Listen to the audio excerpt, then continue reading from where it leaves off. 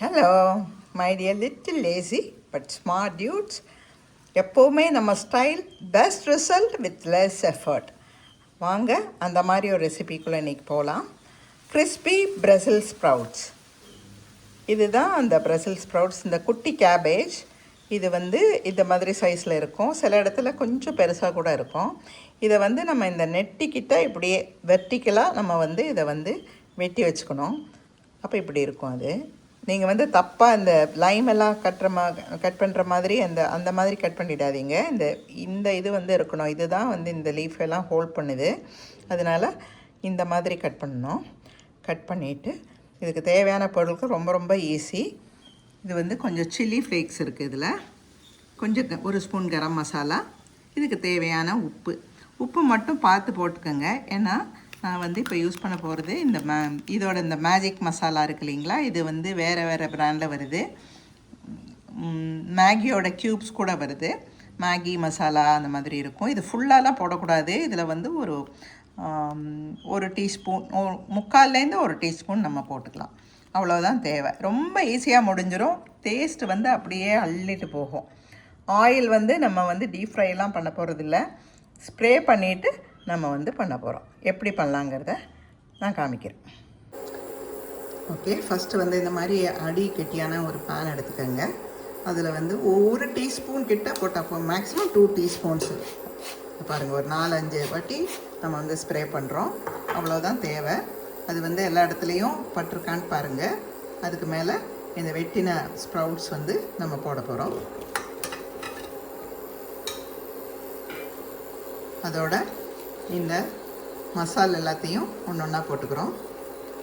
First chilli flakes எல்லா இடத்துலையும் வர மாதிரி போட்டுக்கோங்க.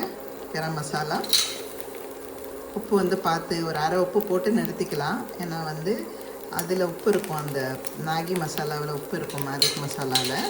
அதனால் அதை கொஞ்சம் நிறுத்திட்டு தேவையான அளவுக்கு போட்டுக்கலாம். இது அந்த மேஜிக் மசாலா இதை போட்டு நல்லா ஒரு வாட்டி கலந்து விட்டுக்குங்க.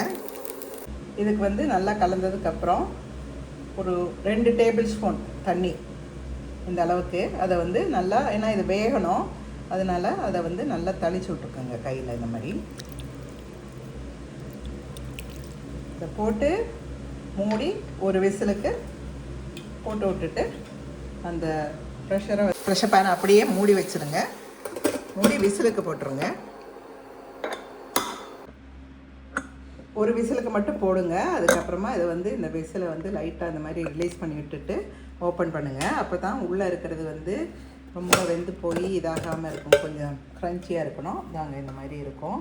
அது தண்ணி கரெக்டாக விட்டதுனால அடியிலேயே பிடிக்கலை. இது பொறுமையாக நீங்கள் இதுலேயே டேஸ்ட் பார்த்துட்டு உப்பெல்லாம் வேணும்னா எக்ஸ்ட்ராவாக போட்டு இன்னும் கொஞ்சம் ஆயில் லேசாக ஸ்ப்ரே பண்ணி விட்டுக்குங்க. பண்ணி நான் இதை அப்படியே ஏர் ஃப்ரையரில் போட போகிறேன். இல்லை மைக்ரோவேவ் ஓவன் இருந்ததுன்னா அதில் மாற்றிக்கிங்க. இல்லை உங்களுக்கு இதுலேயே பொறுமையாக இருந்ததுன்னா லேசாக அப்படியே அப்படியே கிண்டி விட்டுட்டு அப்படியே நல்லா மொறுன்னு வர வரைக்கும் வெயிட் பண்ணிக்கிங்க. கம்மி ஆயிலில் நல்ல க்ரன்ச்சியான இதை ரெடி ஆகிடும். ஏர் ஃப்ரையரில் ஒரு 7 to 10 மினிட்ஸ் வச்சுக்கலாம். இதை உங்களோட ஏர் ஃப்ரையர் கெப்பாசிட்டியை பொறுத்து இருக்கும். பண்ணிங்கன்னா நல்ல கிறிஸ்பியான பாருங்கள். இது இப்படி தான் இருக்கும். கொஞ்சம் அப்படி கரிஞ்ச மாதிரி இருக்கும். பட் அது பயங்கர டேஸ்ட்டாக இருக்கும். ஸோ கம்மி ஆயிலில் நல்ல கிறிஸ்பியான Brussels sprout fry ready Indian ஸ்டைலில். என்ஜாய்.